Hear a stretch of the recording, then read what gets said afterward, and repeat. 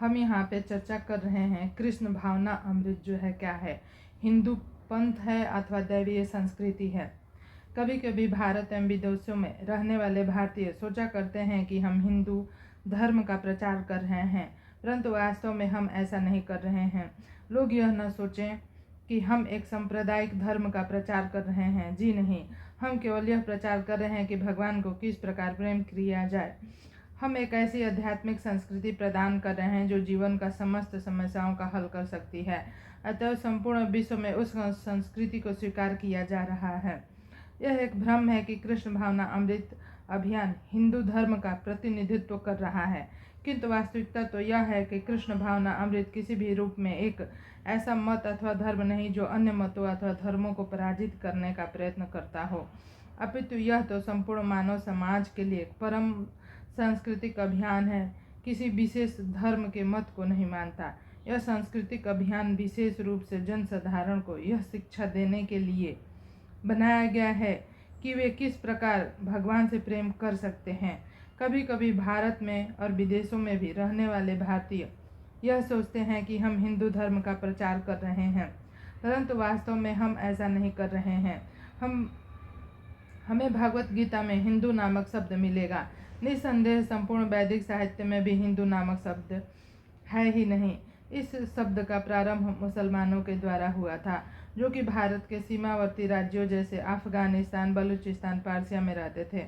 भारत के उत्तर पश्चिम राज्यों के सीमा पर सिंधु नाम की एक नदी है, और क्योंकि वहाँ के मुस्लिम सिंधु शब्द का उचित उच्चारण नहीं कर सकते थे, अतः उन्होंने उस नदी को हिंदू कहा और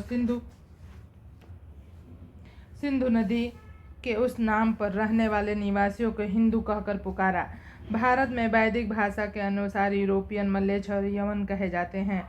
उसी प्रकार हिंदू मुसलमानों के द्वारा कहा गया एक नाम है। भारत की वास्तविक संस्कृति का वर्णन भगवत गीता में आता है, जहाँ यह कहा गया है कि प्रकृति के विभिन्न गुणों के अनुसार मनुष्य विभिन्न प्रकार के हैं। इन्हें प्रायः 4 सामाजिक, 4 आध्यात्मिक भागों में बांटा जाता है। सामाजिक एवं आध्यात्मिक प्रणाली का यह वर्गीकरण वर्ण आश्रम धर्म कहलाता है। 4 वर्ण सामाजिक श्रेणी ब्राह्मण, क्षत्रिय, वैश्य और शूद्र है। 4 आश्रम जो है वो है ब्रह्मचर्य, गृहस्थ, वानप्रस्थ और संन्यास। वर्णाश्रम प्रणाली का वर्णन पुराणों में भी आता है। वैदिक संस्कृति के इस वर्णाश्रम संस्था का लक्ष्य सभी मनुष्यों को ऐसी शिक्षा देना है जिससे वे भगवान अर्थात श्री कृष्ण के ज्ञान में विकास कर सके। यही संपूर्ण वैदिक कार्यक्रम है। जब भगवान श्री चैतन्य ने एक महान भक्त रामानंद राय से चर्चा की तो भगवान ने उनसे पूछा, मानव जीवन का आधारभूत सिद्धांत क्या है। रामानंद राय ने उत्तर दिया कि मानव सभ्यता का तभी आरंभ होता है जब वर्णाश्रम धर्म को स्वीकार कर लिया जाता है। वर्णाश्रम धर्म के स्तर पर आने के पूर्व मानव सभ्यता का कोई प्रश्न ही नहीं उठता। अतएव कृष्ण भावना अमृत अभियान मानव सभ्यता की एक इस उचित प्रणाली को स्थापित करने का प्रयत्न कर रहा है, जो कृष्ण भावना अमृत या वर्णाश्रम अर्थात दिव्य संस्कृति के नाम से जानी जाती है। भारत में वर्णाश्रम प्रणाली का अब तक विकृत रूप हो चुका है, और इस प्रकार वर्ण ब्राह्मणों के परिवार में जन्मा हुआ मनुष्य यह दावा करता है कि उसे ब्राह्मण के रूप में स्वीकार किया जाना चाहिए, परंतु शास्त्रों के द्वारा ऐसे दावे को स्वीकार नहीं किया गया है। गोत्र के अनुसार उस मनुष्य के पूर्वज भले ही ब्राह्मण हो, परंतु यथार्थ वर्णाश्रम उसके द्वारा प्राप्त गुणों पर आधारित है। जन्म या वंश का इससे कोई संबंध नहीं है। अतः हम लोग हिंदुओं की वर्तमान कालीन पद्धति का प्रचार नहीं कर रहे हैं, विशेषकर ऐसे हिंदू की पद्धति जो शंकराचार्य से प्रभावित है, क्योंकि शंकराचार्य ने शिक्षा दी कि परम सत्य निराकार है। इस प्रकार उन्होंने अप्रत्यक्ष रूप से भगवान के अस्तित्व को अस्वीकार किया है। शंकराचार्य का प्रयोजन एक विशेष लक्ष्य की प्राप्ति करने के लिए था। वे बौद्धवाद के प्रभाव के पश्चात वैदिक प्रभाव की पुनः स्थापना करने के लिए प्रकट हुए थे। चूँकि बौद्ध धर्म के सम्राट अशोक ने प्रोत्साहन दिया, 2600 वर्ष पूर्व यह बौद्ध धर्म व्यवहारिक रूप से सारे भारतवर्ष में फैल गया था। वैदिक साहित्य के अनुसार बुद्ध देव भगवान श्री कृष्ण के एक अवतार थे, जिनमें एक विशेष शक्ति थी और जो एक विशेष उद्देश्य के लिए प्रकट हुए थे। उनकी विचारधारा अथवा मत अनेक लोगों द्वारा स्वीकार कर लिया गया, परंतु बुद्ध ने वेदों की प्रामाणिकता को अस्वीकार किया। जब बौद्धवाद फैल रहा था तो उस समय भारत और अन्य स्थानों में वैदिक संस्कृति का प्रसार रुक सा गया था। चूँकि शंकराचार्य का एकमात्र उद्देश्य बौद्धवाद के दर्शन को दूर भगाना था, अतः उन्होंने मायावाद की पद्धति प्रस्तुत की। सही अर्थ में तो मायावाद नास्तिक ही है, क्योंकि यह एक ऐसी प्रक्रिया है जिसमें मनुष्य यह कल्पना करता है कि भगवान है।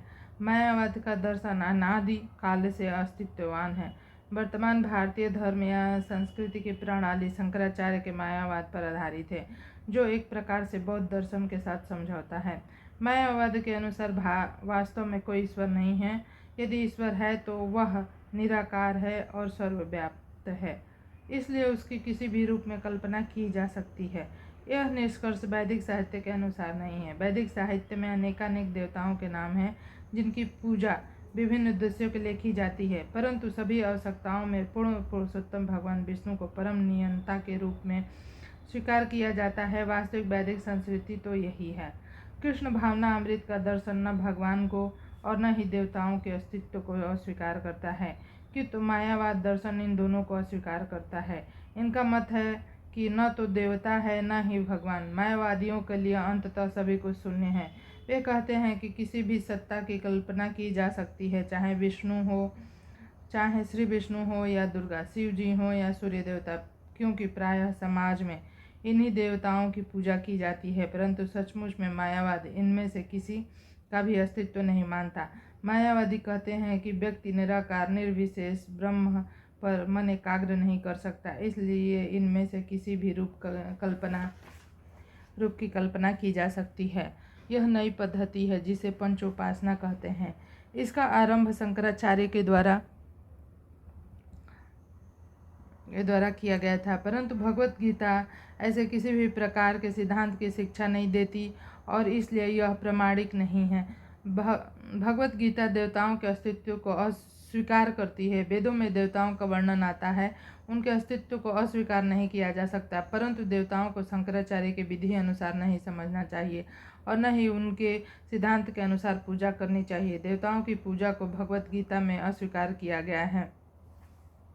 भौतिक कामनाओं के द्वारा जिनके ज्ञान को हर लिया गया है, वे ही देवता की शरण लेकर अपनी प्रकृति के अनुसार उपासना की विधि विधान का पालन करते हैं। इतना ही भगवत गीता में फिर भगवान श्री कृष्ण कहते हैं, जो मनुष्य इंद्रियों के भोग एवं प्राकृतिक ऐश्वर्यों में अत्यंत आसक्त है अथवा इन वस्तुओं से जिनका चित्त विमोहित हो गया है, उनकी बुद्धि में भगवान की निश्चयात्मक भक्ति उत्पन्न नहीं हो सकती। विभिन्न देवताओं के व्यक्तियों को हत ज्ञान से संबोधित किया जा चुका है, जिसका अर्थ है जिनके ज्ञान का हरण हो चुका है। इसके आगे से भगवत गीता में प्रमाणित किया गया है, अल्प बुद्धि वाले मनुष्य देवताओं का पूजन करते हैं और उनके फल सीमित क्षणभंगुर होते हैं। देवताओं का जो पूजन करते हैं वे देवलोक में जाते हैं, जबकि मेरे भक्त मेरे परम धाम को प्राप्त होते हैं। देवताओं के द्वारा दिए गए पुरस्कार अस्थायी हैं, क्योंकि किसी प्रकार की भी भौतिक सुविधा अस्थायी देह के संबंध के आधार पर ही कार्य करती है।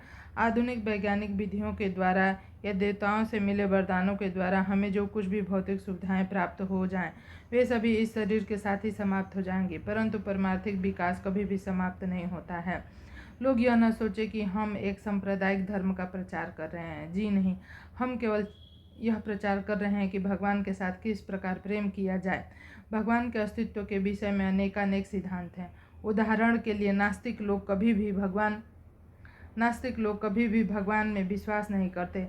नोबेल पुरस्कार विजेता प्रोफेसर झाक मोनो जैसे नास्तिक व्यक्ति घोषणा करते हैं कि प्रत्येक वस्तु एक संयोग है। अन्य दूसरे दर्शन भी हैं, जैसे कर्म मीमांसा दर्शन। यह दर्शन मानता है कि यदि कोई अपना कार्य दक्षता तथा ईमानदारी के साथ करता जाए तो भगवान को बिना बीच में लाए जाने की आवश्यकता के अपने आप ही उन कार्यों के फल को उसे प्राप्त हो जाएंगे। प्रमाण के लिए ऐसे सिद्धांत को प्रस्तुत करने वाले यह तर्क देते हैं कि यदि कोई किसी छूत के रोग से पीड़ित हो अथवा उसे दूर करने के लिए कोई औषधि ले तो रोग ठीक हो जाएगा। परंतु इस संबंध में हमारा तर्क यह है कि उस मनुष्य को सर्वोत्तम औषधि दिए जाने पर भी उसकी मृत्यु हो जाती है। फलों या परिणामों की भविष्यवाणी सदैव नहीं की जा सकती, इसलिए एक उच्चतर सत्ता है, एक परम संचालक है।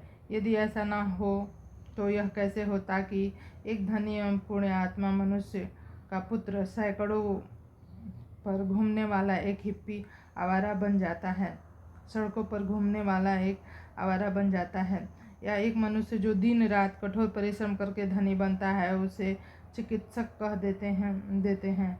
आप जो के पानी के अतिरिक्त किसी भी प्रकार का भोजन नहीं कर सकते।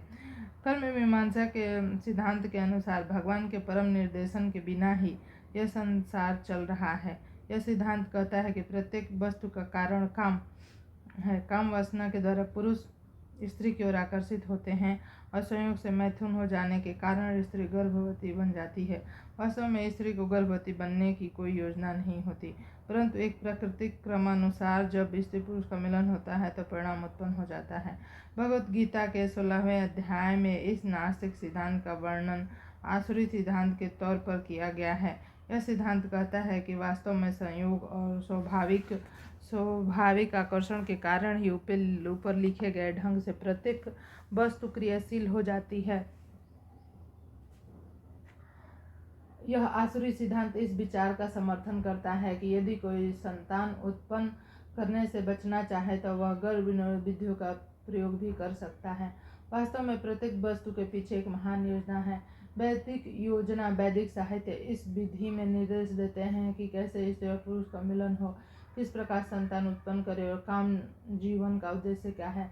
श्री कृष्ण भगवद गीता में कहते हैं कि वेदों में स्वीकार किया गया है वैध काम जीवन अथवा वैदिक विधि विधान के निर्देशों के अंतर्गत आने वाला काम जीवन उचित है और उनके द्वारा भगवान के द्वारा स्वीकार्य है, परंतु संयोग के कारण होने वाला काम जीवन उनके द्वारा स्वीकृत नहीं है। यदि कोई संयोग से काम की ओर आकर्षित होता है और संतान उत्पन्न हो जाती है तो उन्हें वर्णशंकर अर्थात अनावश्यक संतान कहा जाता है।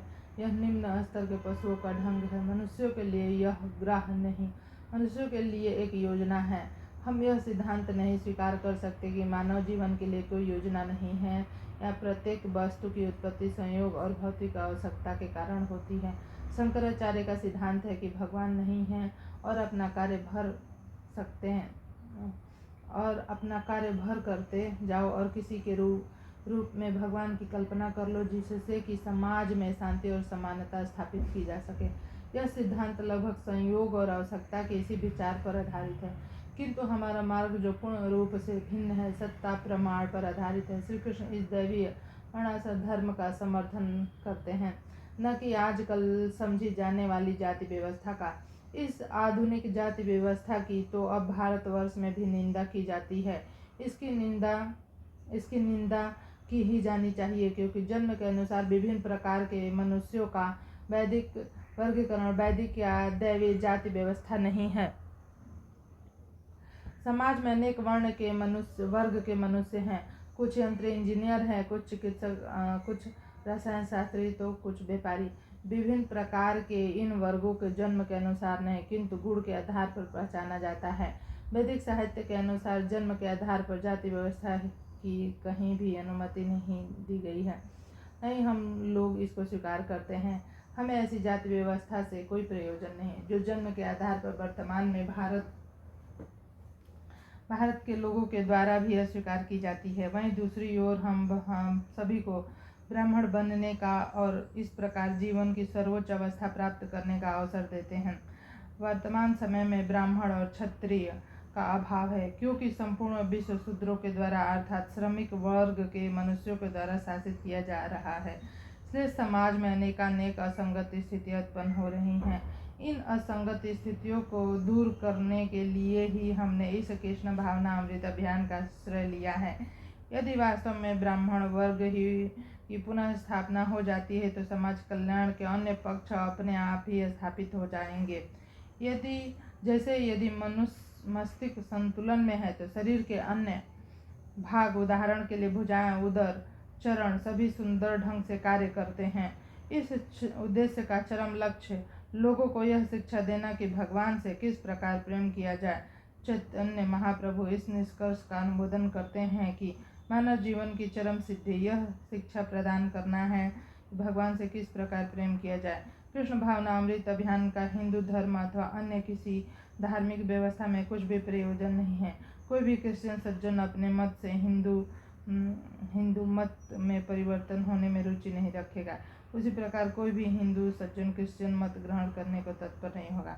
ऐसा परिवर्तन उन मनुष्यों के लिए है जिनका कोई विशेष सामाजिक स्तर नहीं है, परंतु प्रत्येक व्यक्ति भगवान के दर्शन और विज्ञान को समझने में और उसे गंभीरतापूर्वक ग्रहण करने के लिए रुचिशील रहेगा।